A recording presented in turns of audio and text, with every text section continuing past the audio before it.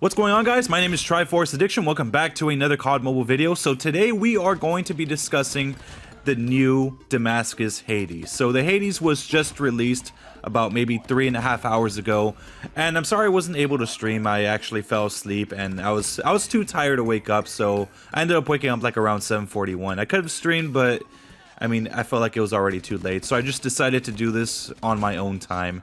And believe it or not, it didn't take too much time to finish, especially with an LMG. So as I stated with the Holger when I got that one, Damascus, I did say that, you know, the LMG challenges are very, very lenient. Probably the most lenient out of all the primaries. And that's mainly because you don't have to rely on crouch kills, you don't have to get that many long shots, that many headshots, and anything like that. If anything, most of the challenges are cut by half. You know, you have to usually get like maybe 50 headshots instead of 100, 45 long shots, 45 hip fires, you know, just easy stuff. So now that we got that out of the way really quickly, I know some of you guys are going to complain to me saying that you guys still can't get Damascus.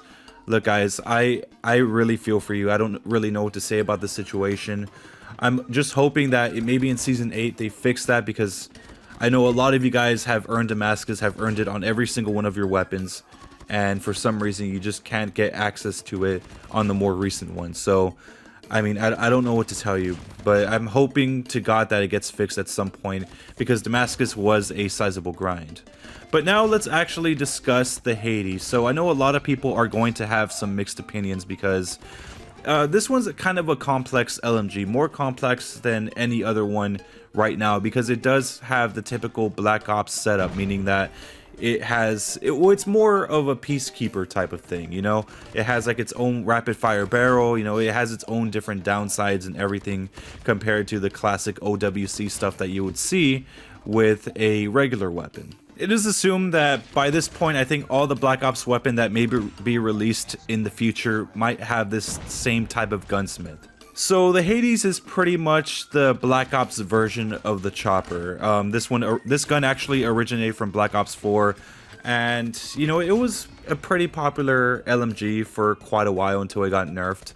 And it had the operator mod that gave this one a crossbar, but I mean, comparing that one to what we see now, I feel like it's not the same thing. It's far from that. So typically with the chopper, if you do use the handlebar, the weapon feels like it was made for it. I mean, there's no other way to put it. But for the Hades, for some reason, it just doesn't seem right. It feels like the weapon is not meant to run a crossbar. I feel like it's more of an optional thing. The reason why I say this is because the crossbar, it feels very inaccurate. Like, most of the time you feel like you're going to be missing a lot of shots.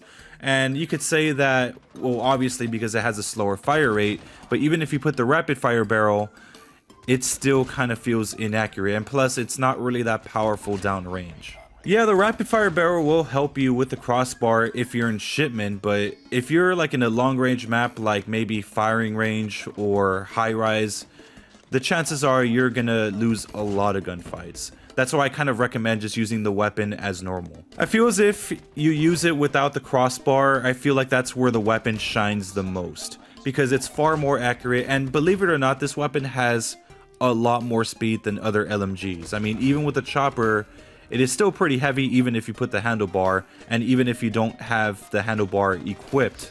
But this one does have some pretty good speed, although there are not a lot of perks that stabilize recoil, and it doesn't really matter because this weapon is stable on its own. I think one of the best things I like about this weapon is when you actually use it as normal, it's very accurate and it's very, very powerful.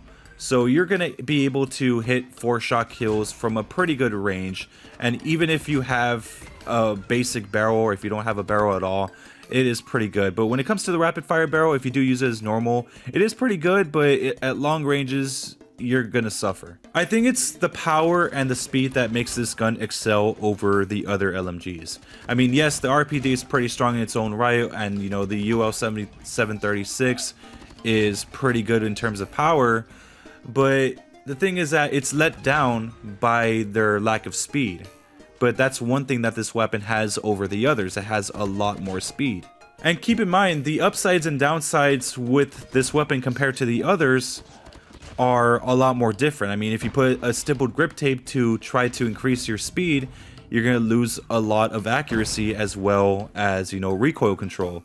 But when it comes to the Hades, it has a completely different set of downsides. I mean, actually, there's no downsides at all if you do put some sort of, you know, speed grip. I think the attachments that you're probably going to need for stability is either the agency suppressor if you want to stay off the map, or the compensator that gives you 25% vertical recoil control. But even then, you're still not really going to need it. Alright, so I know I said I wasn't going to make class ups, but at this point the game's already ruined. I mean, the MX9 has pretty much taken over.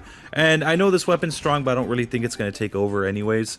But here is the class up that I have for you guys. It's the MIP Extended Light Barrel, Agile Stock, Agency Suppressor, Aim Assist Laser, and Non-Slip Foregrip. So I know a lot of you guys are going to question why I have the Agency Suppressor and the Extended Light Barrel together. And that's because the Agency Suppressor, yes, it does reduce the range by 10%.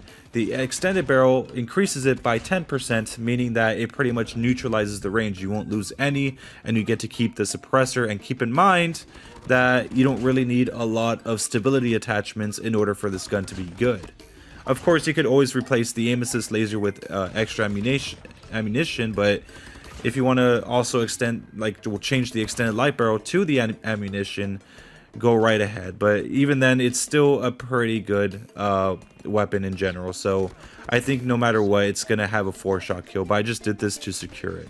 Don't worry guys, I'm still trying to perfect the class setup as we speak. I'm still working on the diamond grind, and it shouldn't take me long. I'm already 17 games in, and I do have to say I'm having a lot of fun with this weapon the way I'm using it. Even though it's not, you know, hip fire, it's still a very, very solid weapon. It's very, very powerful. So I recommend you guys give it a try. Use it as, you know, a normal weapon. Trust me, it's going to benefit you a lot more in the long run. So anyways, I hope you guys enjoy. Make sure to leave a like. Make sure to subscribe for some more COD Mobile content. I'll see you guys next time. Thank you.